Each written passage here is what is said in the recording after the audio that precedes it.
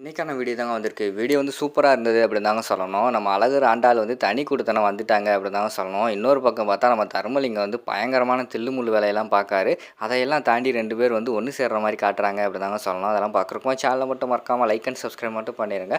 First எடுத்த உடனேயுமே வந்து நம்ம அழகர், ஆண்டாள், பாரதி 3 பேர் பேசிக்கிட்டு இருக்கிற மாரி தான் காட்டிக்கிட்டு இருக்காங்க. அப்போ பாரதி வந்து சொல்றாங்க, "நான் வந்து ஒரு 3 நாள் வந்து பரிகாரம் செய்றதுக்காக வெளியில போறேன்" அப்படிங்கிற மாரி சொல்றாங்க. "ஏய் என்னடி பாரதி விளாண்டுக்கிட்டு இருக்கியா? உன்னைய நம்பி தான் நான் அந்த வீட்ல வந்து உட்காந்துருக்கேன். இப்போ பார்த்துக்கிட்டோம்னா, நீ பரிகாரம் பண்ண போறேன்னு சொல்லிக்கிட்டு இருக்கியே, எதுக்கு?" அப்படிங்கிற மாரி சொல்லிக்கிட்டு இருக்காங்க. "ஏய் என்னடி பண்ணுறது? நானும் ஆதியும் சேர்ந்து வாழணும்னு சொல்லிட்டு, நம்ம முருகர் கோயில் எல்லா முருகர் கோயிலுக்கும் வந்து போய் பரிகாரம் பண்ண சொல்லியிருக்காங்க. அதனால நான் போயிட்டு வரதுக்கு 3 நாள் ஆகும்." அப்படிங்கிற மாரி சொல்லிக்கிட்டு இருக்காங்க. "நான் எப்படி இங்கே இருக்கிறது?" அப்படிங்கிற மாரி வந்து ஆண்டாள் கேட்காங்க. "ஏன் இங்கே இருக்க மாட்டியா? கூட இருக்கிறது யாரு? உன் புருஷன் தானே. இங்கே பாரு சொல்கிறத கேளு. ஒழுங்கா அவர் கூட சேர்ந்து வாழ்கிற வழியை பாரு. இந்த 3 நாள் வந்து நீங்கள் ஒருத்தர் ஒருத்தர் வந்து நல்லா புரிஞ்சுக்கிருவீங்க. சரியா? நீ வந்து உன் மேலே தான் தப்பு, உங்கள் அப்பா மேலேயும் தப்பு." அப்படிங்கிற மாதிரி சொல்கிறாங்க. "எதுக்குடி எப்போ பார்த்தாலுமே வந்து எங்கள் அப்பாவை சொல்லிக்கிட்டு இருக்க?" அப்படிங்கிற மாதிரி சொல்கிறாங்க. "இங்கே பாரு உங்கள் அப்பா மேலே தப்பு இருக்குது, அதனால சொல்கிறேன். அவரும் எனக்கு அப்பா தான். அதனால தான் வந்து அவரோட தப்பை புரிய வைக்கிறதுக்காக உங்கள் 2 பேர்த்த இங்கே கூட்டு வந்து வச்சுருக்கோம். தயவுசெய்து வந்து கோஆப்ரேட் பண்ணி ஒழுங்கா இங்கே இரு." அப்படிங்கிற மாதிரி சொல்கிறாங்க. "என்ன அழகர் நான் சொல்கிறது?" அப்படிங்கிற மாதிரி சொல்கிறாங்க. "ஆமாங்க, எல்லாமே காரணம் எல்லாத்துக்கும் காரணமே வந்து அவங்க அப்பா தான். சொன்னால் இவ வந்து புரிஞ்சிக்கவே மாட்டேங்கிறா. எனக்கு இந்த உலகத்திலேயே ஆதிக்கப்புறம் பிடிச்சது இவ தான். அதான் இவளுக்கு என்னை பிடிக்கவே மாட்டேங்குது. அவங்க அப்பாவை தான் பிடிக்கணுக்கிட்டு இருக்கா." அப்படிங்கிற மாதிரி சொல்கிறாங்க. "ஏய் இங்கே பாருடி, உன் மேலே எவ்வளோ பாசமாக இருக்கான்னு தெரியல. ஒழுங்கா 2 பேரும் சேர்ந்து இருக்கிற வழியை பாருங்க." அப்படின்னு சொல்லிட்டு அந்த இடத்துல இருந்து பாரதி வந்து கிளம்பி போகிற மாதிரி தான் காட்டிக்கிட்டு இருக்காங்க. அங்கிட்டு பார்த்துக்கிட்டோம்னா ஆண்டாள் அவங்க ஃபேமிலி எல்லாருமே அவங்களுக்கு தேவையான பலசரக்கு எல்லாமே சமைக்கிறதுக்கு தேவையான எல்லாத்தையுமே எடுத்து வச்சுக்கிட்டு இருக்காங்க.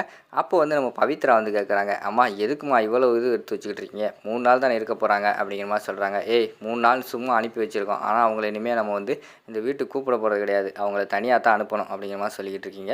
என்னம்மா இப்படி சொல்லிக்கிட்டு இருக்க?" அப்படின்னு பவித்ரா கேட்காங்க. "ஆமாடி, கல்யாணம் முடித்த பிறகு இங்கேயே வச்சுக்கிட்டு இருக்க முடியும். கல்யாணம் முடித்த பிறகு அவங்க 2 பேரும் தனியாக அனுப்புறது தான் கரெக்டாக இருக்கும். சரியா? அதனால தான் இதெல்லாம் எடுத்து வை." அப்படிங்கிற மாதிரி சொல்லிக்கிட்டு இருக்காங்க. இதெல்லாம் பார்த்தா அப்பா வந்து திட்டுவார் அப்படின்னு சொல்லிட்டு பவித்ரா சொல்கிறாங்க. அந்த நேரத்தில் பார்த்தா தர்மலிங்கம் வந்து வந்துடுறாரு. வந்துட்டான், இவனுக்கு எப்படினாலும் மூக்கு வேர்த்துரும் அப்படின்னு சொல்லிட்டு பாட்டி சொல்லிக்கிட்டு இருக்காங்க. வந்தவொடனே, ஏத்தா பவித்ரா, உங்கள் அம்மாவும் உங்கள் பாட்டி என்ன வெளியூர் எதுவும் போகிறாங்களா? இவ்வளோ பலசரக்கு சாமான் எடுத்து வச்சுக்கிட்டு இருக்காங்க." அப்படிங்கிற மாதிரி சொல்கிறாங்க.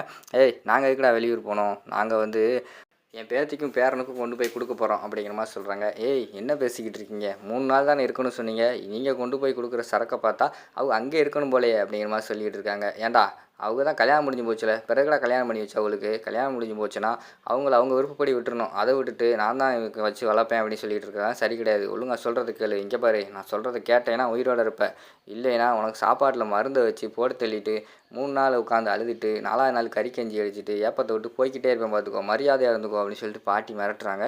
"ஓ அப்படியா, எல்லோரும் சேர்ந்து ஏதோ பிளான் போட்டிக்கடா, எனக்கு தெரிஞ்சு போச்சுடா." அப்படிங்கிற மாதிரி சொல்லிவிட்டு அந்த இடத்துல தர்மலிங்கம் வந்து இருக்கார்.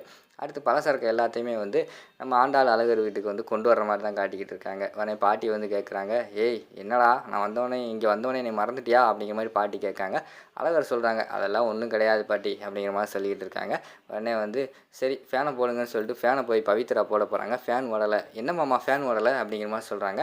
சரி போய் இந்த பிளேட்டை கழுவிட்டு வரேன்னு சொல்லிட்டு போய் கிச்சனில் போய் டேப்பை திறக்கிறாங்க. பார்த்தா தண்ணி வரல. "என்னம்மாம்மா தண்ணி வரல, இதெல்லாம் பார்க்க மாட்டிங்களா?" அப்படின்னு சொல்லிட்டு சரி போய் கிச்சனில் பார்க்குறாங்க. சிலிண்டர் வேறு இல்லை. "என்னம்மாம்மா சிலிண்டர் காணோம்?" அப்படின்னு சொல்லிட்டு இவருக்கு வந்து டவுட் வந்துடுது அழகருக்கு. இதெல்லாம் யார் வேலையாக இருக்கும்னு சொல்லிட்டு வெளியில் வந்து பார்க்காங்க. எல்லா வீட்டுக்குமே கரண்ட் இருக்குது. "என்னடா இது எல்லாம் இருக்கே?" அப்படின்னு சொல்லிட்டு பார்த்தா அவங்க தர்மலிங்கம் வந்து வராரு. "என்னையா மாப்பிள்ள, கரண்ட் இல்லையா, தண்ணி வரலையா? நான் தான் இபி ஆஃபீஸுக்கு கால் பண்ணி ஒரே கனெக்ஷனில் 2 வீட்டுக்கு வந்து கொடுத்துருக்காங்க அப்படின்னு சொன்னேன். அதான் பீஸ் கட்டையே ஒரு வீட்டு போயிட்டாங்க. இருட்டில் தான் கிடக்கணுமாப்ளே." அப்படின்னு சொல்லிக்கிட்டு இருக்காங்க.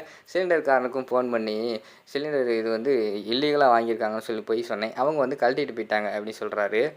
அப்படியே தர்மலிங்கம் வந்து உள்ளே போகிறாரு. "ஏத்தா ஆண்டாளு, என்னத்தா சாப்பாடு எதாவது இருந்தால் குடியா, உன் கையால் சாப்பிடணும்." அப்படின்னு சொல்லிட்டு நடிக்காரு. "சிலிண்டர் இல்லையே." "ஏண்டா சிலிண்டரை கூட பார்த்து வைக்க மாட்டியா?" அப்படின்னு சொல்லிட்டு அந்த இடத்துல வந்து திட்டுறாங்க. "ஏய் இது நான் பார்த்த வேலைடி. எவனோ ஒருத்தன் இபி ஆஃபீஸுக்கும் சிலிண்டர் கம்பெனிக்கு ஃபோன் பண்ணி நம்மளை போட்டு விட்ருக்கான்." அப்படிங்கிற மாதிரி சொல்லிகிட்டு இருக்காங்க. "ஏய் யாரா அவன்? அவன் மட்டும் என் கையில் கிடச்சா அவனை கொல்ல விட மாட்டேன்." அப்படின்னு சொல்லிட்டு பாட்டி வந்து திட்டிக்கிட்டு இருக்கிற மாதிரி காட்டுறாங்க. சரி என்னமோ பண்ணுங்க அப்படி சொல்லிவிட்டு அந்த இடத்துலேருந்து எல்லாருமே போயிடுறாங்க. அதுக்கடுத்து பார்த்தா இங்கனக்குள்ளே கரண்ட் இல்லாமல் என்னால் இருக்க முடியாது, தலைவலிக்கும் அப்படி இப்படின்னு சொல்லிட்டு ஆண்டாள் சொல்லிட்டு இருக்காங்க. "ஏய் இருடி, ஒரு நாள் நைட்டு தானே, காலையில் எல்லாத்தையும் நான் சரி பண்ணிடுறேன்." அப்படிங்கிற மாதிரி சொல்கிறாங்க. பார்த்தா நைட் டக்குன்னு இருக்கணும் அந்த வாரேன் அப்படின்னு சொல்லிட்டு மெழுகுதிரியோடு வராங்க. வந்தோடனே இந்த மெழுகுதிரி வச்சு என்ன பண்ணுறது அப்படிங்கிற மாதிரி சொல்கிறாங்க. "மெழுகுதிரி வச்சு தாண்டி எந்த உலகத்தில் எல்லாமே பண்ணுவாங்க. இங்கே பாரு, நீ நினைக்கிற மாதிரிலாம் கிடையாது." அப்படின்னு சொல்லிக்கிட்டு இருக்காங்க. டக்குன்னு பார்த்தா அழகருக்கு வந்து கை சுட்டு விட்டுருது. "என்னடா ஆச்சு?" அப்படின்னு சொல்லிட்டு ஐயோ! வலிக்குதா அப்படி இப்படின்னு சொல்லிட்டு கைய பிடிச்சிட்டு அப்படியே மெதுவா வந்து 2 பேரும் கட்டி பிடிச்சிட்டு பேக்ரவுண்டில வந்து லவ் சாங் போடுற மாரி காட்டுறாங்க. அதோட பார்த்துக்கிட்டிங்கன்னா, அந்த ஃபர்ஸ்ட் பார்ட்ட வந்து முடிச்சிடுறாங்க.